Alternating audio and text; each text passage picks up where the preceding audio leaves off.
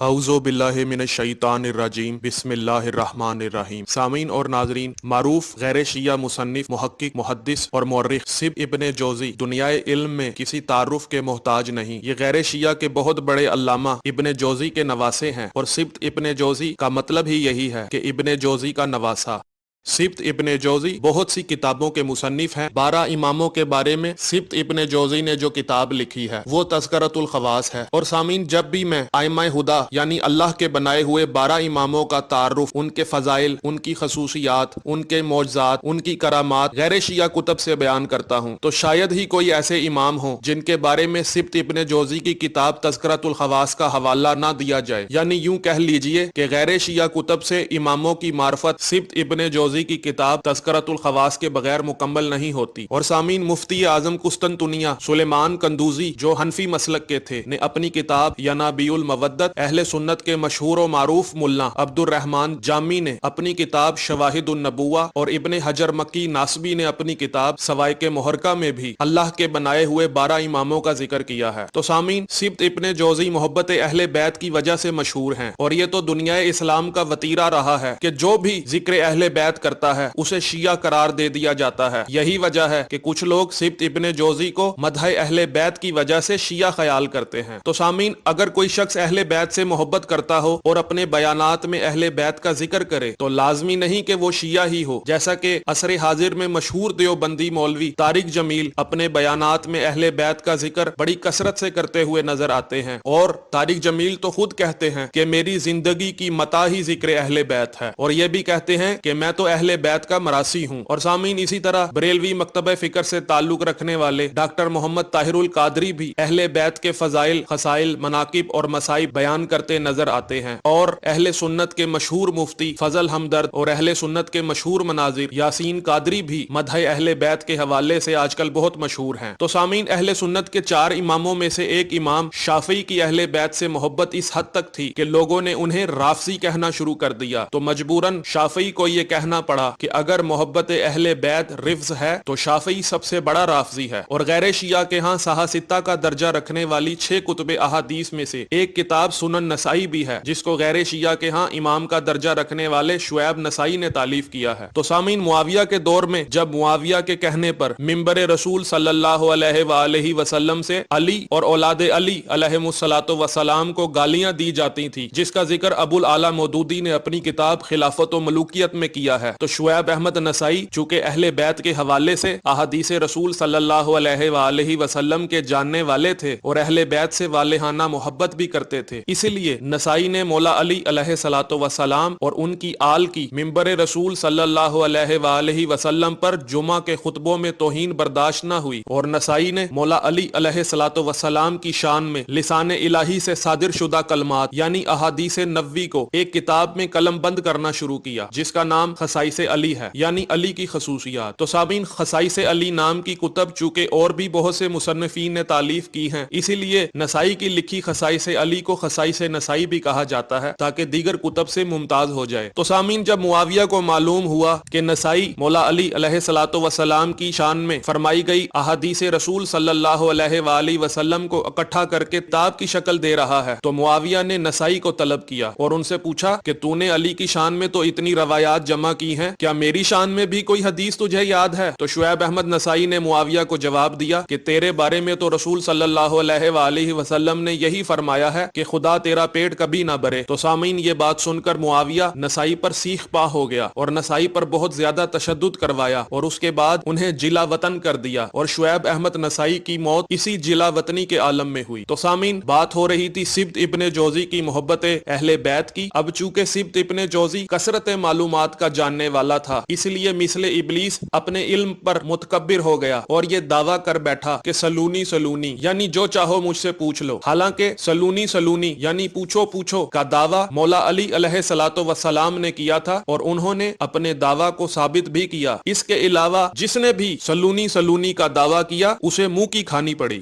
سامعین، مولا علی علیہ الصلوۃ والسلام کی مشہور فضیلتوں میں سے ایک فضیلت یہ بھی ہے کہ آپ اکثر بھرے مجمع میں سلونی قبل ان تفقدونی کا دعویٰ کیا کرتے تھے۔ تو جب سبط ابن جوزی نے ایک دن منبر پر جا کر سلونی کا دعویٰ کیا اور کہا کہ پوچھو اس سے پہلے کہ میں تمہارے درمیان نہ رہوں، تو منبر کے نیچے بہت سے شیعہ سنی مرد اور عورتیں بیٹھی ہوئی تھیں۔ یہ سنتے ہی ان میں سے ایک عورت کھڑی ہو گئی اور اس نے سبط ابن جوزی سے اس طرح سوال کیا کہ تم مجھے یہ بتاؤ کہ کیا یہ خبر صحیح ہے کہ جب حضرت عثمان کو قتل کیا گیا تو ان کا جنازہ 3 دن تک بے گور و کفن پڑا رہا اور کوئی بھی انہیں دفن کرنے نہ آیا؟ تو سبط ابن جوزی نے کہا کہ ایسا ہی ہے۔ پھر اس عورت نے سوال کیا کہ کیا یہ صحیح ہے کہ جب حضرت سلمان فارسی رضی اللہ تعالی عنہ نے مدائن میں وفات پائی تو حضرت علی علیہ السلام مدینہ یا کوفہ سے مدائن تشریف لے گئے اور آپ نے حضرت سلمان فارسی رضی اللہ تعالی عنہ کی تجہیز و تکفین میں شرکت کی اور ان کی نماز جنازہ پڑھائی؟ تو سبط ابن جوزی نے جواب دیا کہ ہاں یہ بات ٹھیک ہے۔ پھر اس عورت نے سبط ابن جوزی سے سوال کیا کہ کیا وجہ ہے کہ علی علیہ السلام عثمان کی وفات کے بعد ان کے جنازے پر نہیں گئے جبکہ وہ خود مدینہ میں موجود تھے؟ تو اس طرح تو 2 صورتیں رہ جاتی ہیں کہ ایک مومن کی لاش 3 دن تک بے گور و کفن پڑی رہی اور آپ گھر ہی میں بیٹھے رہے، یا پھر عثمان غیر مومن تھے جس کی وجہ سے حضرت علی علیہ السلام نے ان کی تجہیز و تکفین میں کسی طرح کا کوئی حصہ نہیں لیا اور اپنے عمل کو اپنے لیے درست سمجھا، یہاں تک کہ انہیں 3 روز بعد جنت البقیع کے پیچھے موجود یہودیوں کے قبرستان حش کوکب میں دفن کیا گیا۔ سامعین، سبط ابن جوزی اس عورت کے اس سوال کے آگے بے بس ہو گیا کیونکہ اس نے دیکھا کہ اگر دونوں میں سے کسی ایک کو بھی یعنی حضرت عثمان یا حضرت علی میں سے کسی ایک کو بھی خطا کار ٹھہراؤں گا تو یہ بات خلاف عقیدہ ہو جائے گی، کیونکہ اس کے نزدیک دونوں خلیفہ حق پر تھے۔ لہٰذا اس نے اس عورت کو مخاطب کرتے ہوئے کہا کہ اے عورت، وائے ہو تجھ پر اگر تو اپنے شوہر کی اجازت سے گھر کے باہر آئی ہے اور نامحرموں کے درمیان مناظرہ کر رہی ہے تو اللہ تیرے شوہر پر لعنت کرے، اور اگر بغیر اجازت آئی ہے تو اللہ تجھ پر لعنت کرے۔ تو سامعین، اس عورت نے بڑی کمال چالاکی کے ساتھ سبط ابن جوزی کو جواب دیا کہ آیا حضرت عائشہ جنگ جمل میں مولا علی علیہ الصلوۃ والسلام سے لڑنے اپنے شوہر حضرت محمد صلی اللہ علیہ وآلہ وسلم کی اجازت سے آئی تھی یا بغیر اجازت کے؟ تو سامعین، اس عورت کا یہ سوال سن کر سبط ابن جوزی کے رہے سہے ہوش بھی جاتے رہے اور وہ بوکھلاہٹ کا شکار ہو گیا، کیونکہ اگر وہ یہ کہتا کہ عائشہ اپنے شوہر کی اجازت کے بغیر آئی تھی تو حضرت عائشہ خطا کار ہوں گی، اور اگر سبط ابن جوزی یہ کہہ دیتا کہ حضرت عائشہ اپنے شوہر کی اجازت سے باہر آئی تھی تو مولا علی علیہ الصلوۃ والسلام قصوروار ٹھہرتے تھے۔ تو یہ دونوں صورتحال اس کے اس عقیدہ کے خلاف تھیں، لہٰذا وہ نہایت بے بسی کے عالم میں منبر سے اترا اور اپنے گھر کی طرف چل پڑا۔ میں آپ کو نہ صرف غیر شیعہ کتب سے یہ دکھاؤں گا کہ تذکرۃ الخواص سبط ابن جوزی کی کتاب ہے، بلکہ یہ بھی ثابت کروں گا کہ سبط ابن جوزی شیعہ نہیں تھے بلکہ حنفی العقیدہ تھے۔ سامعین، شرف الدین ابی البرکات المبارک بن احمد اربلی جو 637 ہجری میں فوت ہوئے نے اپنی کتاب تاریخ اربل جلد 2 صفحہ نمبر 738 میں سبط ابن جوزی یوسف بن کیزاغلی متوفہ 654 ہجری کا ذکر کیا ہے، اور اسی کتاب میں ان کی 2 کتب مرعۃ الزمان اور تذکرۃ الخواص جو اہل بیت علیہم الصلوۃ والسلام کی خصوصیات کے بیان میں لکھی گئی کا ذکر کیا ہے۔ اور سامعین، زین الدین عمر بن مظفر جو ابن الوردی کے نام سے مشہور تھے اور سن 749 ہجری میں فوت ہوئے نے اپنی کتاب تاریخ الوردی جلد 2 صفحہ 194 میں لکھا ہے کہ اس سال یعنی سن 654 ہجری میں شیخ شمس الدین یوسف جو نواسے تھے جمال الدین ابن جوزی کے، وہ وائز اور فاضل تھے اور انہوں نے مرعۃ الزمان جیسی جامع تاریخ لکھی۔ اور پھر ابن الوردی کہتے ہیں کہ میں کہتا ہوں کہ انہوں نے تذکرۃ الخواص من الامت فی ذکر مناقب الائمہ لکھی ہے اور اللہ بہتر جانتا ہے۔ اور سامعین، محمد بن یوسف صالحی شامی نے جو 942 ہجری میں فوت ہوئے اور غیر شیعہ کے ہاں امام کا درجہ رکھتے ہیں، اپنی کتاب سبل الہدی والرشاد فی سیرت خیر العباد میں لکھا ہے کہ امام شمس الدین سبط ابن جوزی نے اپنی کتاب تذکرۃ الخواص میں امام حافظ محمد بن سعد کی طبقات سے نقل کیا ہے۔ جی سامعین، آپ نے ملاحظہ کیا کہ محمد بن یوسف صالحی نے سبط ابن جوزی کو امام لکھا ہے، اور سامعین، غیر شیعہ کے ہاں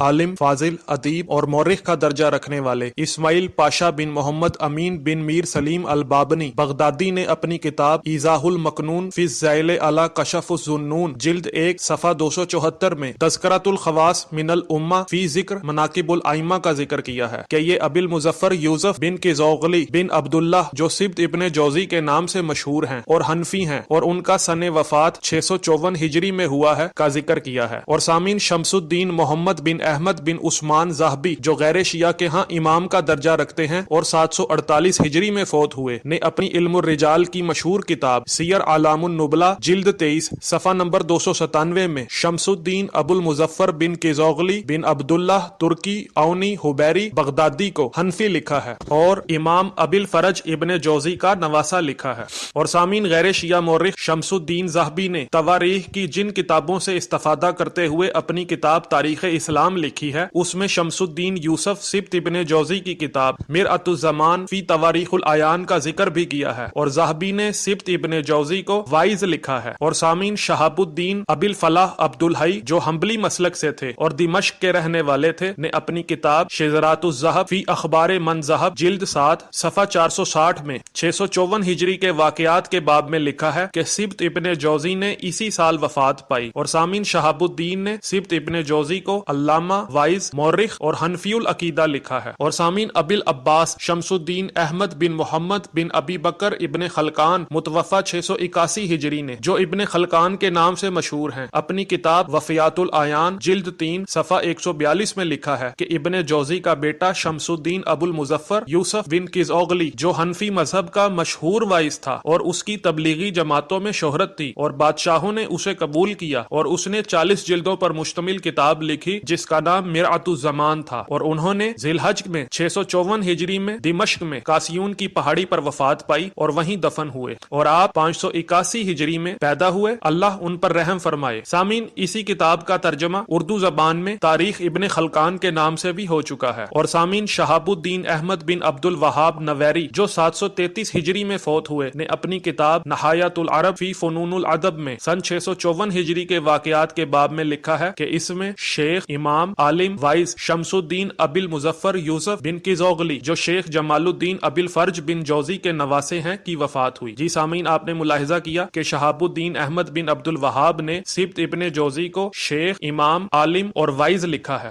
فلسطین کے شہر صفاد میں پیدا ہونے والے شافعی امام کے پیروکار، مصنف، مورخ، شاعر اور ادیب کا درجہ رکھنے والے صلاح الدین ابو صفا خلیل ابن ایبک ابن عبداللہ الباقی الصفاری الدمشقی جو صلاح الدین صفدی کے نام سے مشہور ہیں، اور یہ ذہبی اور ابن تیمیہ ناسبی جیسے لوگوں کے شاگرد تھے، اور طاعون کی وجہ سے 1963 عیسوی میں دمشق میں فوت ہوئے، نے اپنی کتاب الوافی بالوفیات میں سبط ابن جوزی یوسف بن کیزوغلی کو امام، مورخ، وائز اور حنفی لکھا ہے، اور یہ بھی لکھا ہے کہ آپ کی ولادت 583 ہجری میں اور آپ کی وفات 654 ہجری میں ہوئی۔ اور سامعین، مصر کے مشہور مورخ، مصنف، ماہر معاشیات اور جغرافیہ دان کا درجہ رکھنے والے تقی الدین ابو العباس احمد ابن علی ابن عبد القادر ابن محمد المقریزی جو شافعی مسلک کے پیروکار تھے اور 1442 عیسوی میں فوت ہوئے، اور آپ سینکڑوں کتابوں کے مصنف تھے، اور آپ نے مصری شخصیات کے بارے میں حروف تہجی کے لحاظ سے ترتیب شدہ انسائکلوپیڈیا بھی تالیف کیا ہے جس کا نام مقافہ ہے۔ تو یہی تقی الدین مقریزی نے اپنی کتاب السلوک لمعرفہ دول الملوک جلد 1 صفحہ 491 یا صفحہ 401 میں لکھا ہے کہ اس سال قابل ذکر شخصیات کی وفات ہوئی جس میں شمس الدین یوسف بن کیزوغلی بن عبداللہ ابو المظفر ہیں، وہ حافظ ابی الفرج عبد الرحمن بن جوزی کے نواسے ہیں اور فقیہ، حنفی، وائز ہیں۔ جی سامعین، اب جو لوگ کہتے تھے کہ سبط ابن جوزی شیعہ ہو گئے ہیں، رافضی ہو گئے ہیں، تو میں ان سے پوچھتا ہوں کہ آپ کی کتابوں میں تو جا بجا ان کو حنفی مسلک کا لکھا ہوا ہے، لہٰذا اگر کوئی شخص محمد و آل محمد علیہم الصلاۃ والسلام کا ذکر کرتا ہے تو لازمی نہیں کہ وہ شیعہ ہو گیا ہے، ورنہ تو آپ کو اپنے امام شافعی کو بھی شیعہ ماننا پڑے گا، ورنہ تو آپ کو اپنے امام نسائی کو بھی شیعہ ماننا پڑے گا۔ سوچنے والوں کے لیے اس میں نشانیاں ہیں۔ سامعین، اگر آپ کو ویڈیو پسند آئی ہے تو ویڈیو کو لائک کریں، کمنٹ کریں اور زیادہ سے زیادہ شیئر کریں تاکہ لوگوں کو ہدایت نصیب ہو اور حق و باطل کی تمیز کر سکیں۔ السلام علیکم ورحمۃ اللہ وبرکاتہ۔